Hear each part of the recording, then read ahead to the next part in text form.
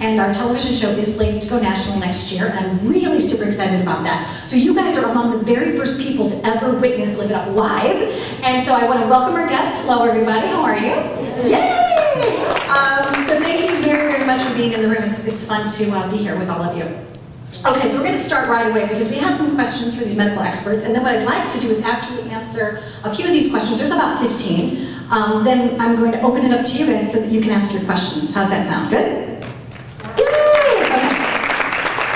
So we're going to start out with a question for Ron Villano. Ron, helping the mind relax helps you let new thoughts in. How does hypnosis and hypnotherapy work?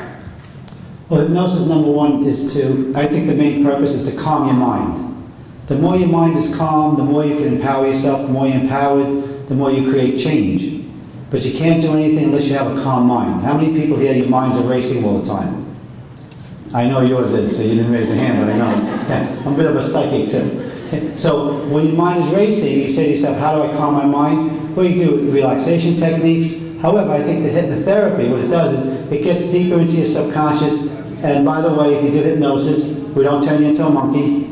Okay? You know what's going on all the time. It just brings you down to a level. And it does take time to master it. But you can, and I will teach you also how to do your own self-hypnosis at home. You don't always need someone to do it for you. I love that. Thank you. That's a great tip, right? Okay, we have another one for Ron. Knowing yourself starts with the right tools. How does counseling begin to change your life? When you go to counseling, the key to understand, if you go to psychotherapy, you go to counseling, first off, you want your counselor to have licensing. You've got to have a licensed psychotherapist, otherwise you're not dealing with a professional. And if you go to counseling, you don't want to go there with problems. You want to go there to enhance your life. You want to go there to find out who you are. When you find out who you are, that's when all the other things become uncovered. I work on a 3-step if you came to me. I work on uncover, recover, and then discover. So we're going to uncover what's going on. We're going to discover then what it is that maybe be good for you, and then we're going to recover from that, and then we're going to discover some new things. Most people like to start off with recovering and then discovering, and they forget about the uncover. And that goes along with doing inner child work. So counseling works, first off, if you want to go. If you don't want to go, it's never going to work. And believe me, there is no counselor around that's a magician. It's all about you. You have all the tools already. And I know one thing about our panelists is that they really are here to help you embrace the essence of life. And Ron, I know you have a book, The Zing. Tell us about how your book can help people.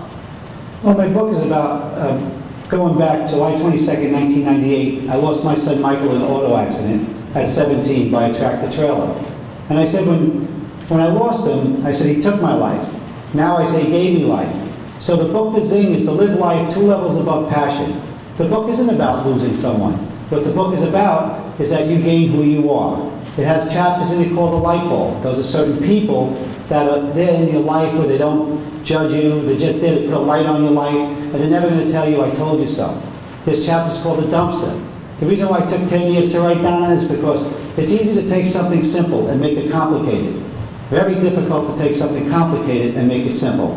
And that's what we did.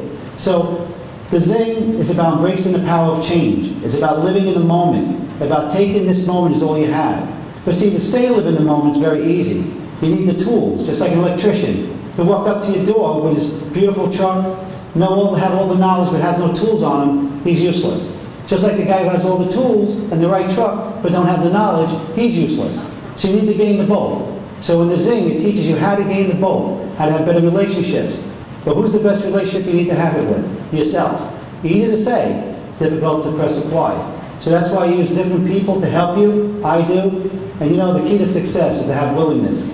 Knowing your weaknesses is finding your strength. Your strengths you already know about.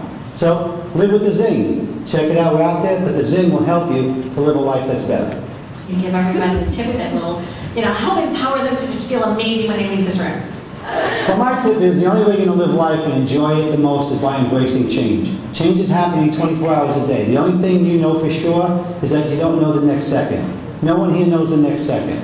So what I do, I say is in order to have the change, I give you a very simple task. Try this every time I speak. I try to get this task out. It's a fun one. How many people here make their beds every single morning? Okay, starting this week, tomorrow, for the whole week, don't make your bed.